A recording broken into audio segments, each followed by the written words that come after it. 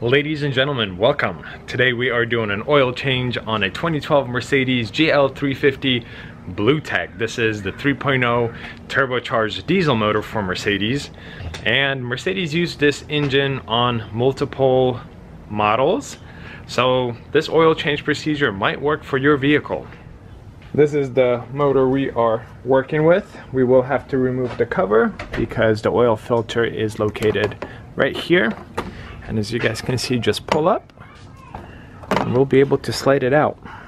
So the hardest part about this oil change was actually sourcing the oil, because I wanted to use a Mercedes-Benz approved to-spec oil, and the only oil I found, which is not very difficult to get, is the liquid moly. This is what it looks like for gasoline and diesel vehicles.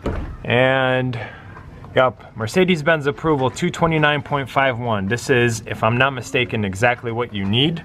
And the local German shop that I use here charges about $52 to $54 for 5 liters of oil. On Amazon, I think I paid $42 for this.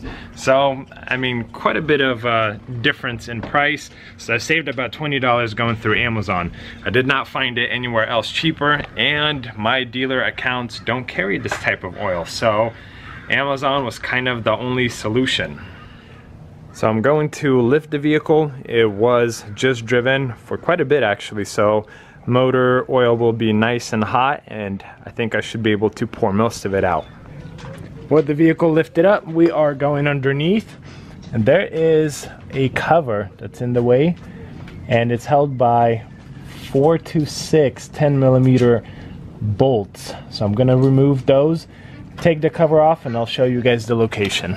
And this is how it slides in. So you have 1, 2, 3, 4, 5, 6, 7, 8 10mm bolts.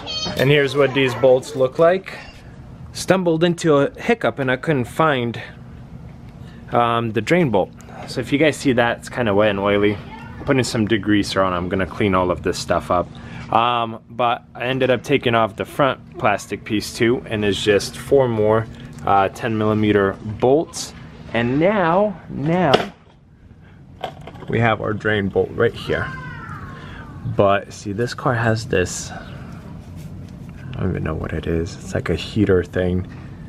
But this is our drain bolt. I believe it's a 13mm. I got my catch pan right here. So I'll take out this drain bolt and we'll get this old oil out. And here we go. Oil is draining. Let's get a better angle for you guys right here. And it smells like diesel oil. So I'm gonna let that drain and then we will continue. While it's draining, I'm going to open this up for better airflow. Just kind of keep it on like that. And we could actually start working on removing the oil filter housing. This is the oil filter remover tool I have that works pretty much all sizes. So it basically locks in. It's a lot easier to do this with 2 hands. Let's try again. There we go. Starting to get some movement. And as soon as we break down the tightness, we could do the rest by hand. There we go. And you don't want to pull this out super quick. You want to open it up like this and then just lift it up. If you guys will hear and see, there's still oil in there, so just let it drain. I'm gonna set it down like this, let it drain. Looks like oil is done draining from here. Just a very, very, very small stream left. So I'm gonna put the drain bolt back in. Drain plug is in. Oil filter housing and oil filter are out. Here at the bottom, you guys will see the large O-ring that we will have to replace, and you could use a flathead screwdriver or a metal pick or just anything to kind of hook under there and lift it up. And then the oil filter just lifts up. There you go. Just put a little pressure on this knob and pull up. And here's our old oil filter. This is the oil filter I'm using. This is a German brand if I'm not mistaken, and it comes with this smaller O-ring right here that you guys can see in this larger one. So the smaller one goes right here on the tip, and size looks pretty much the same. And this is the kind of pick I'll be using. Actually, I'll just show you guys on the bottom one because I will need two hands if I'll be able to do it with one hand. Just like so. And I'll do this one with two hands, and then I'll put both O-rings on. Now we can put the new oil filter in. And don't be afraid to put some oil around those O-rings. And just push down a little bit until you catch some thread.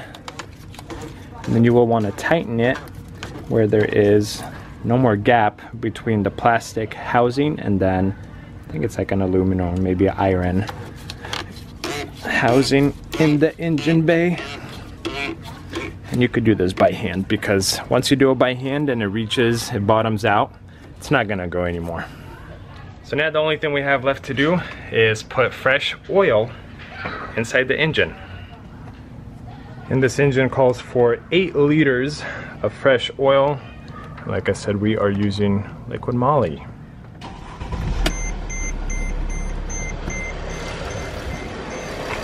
I have about 7.5 quarts or 7.5 liters of oil in here. I'm gonna let the motor run for maybe 20 seconds or so. Make sure there's no leaks under here from the drain plug.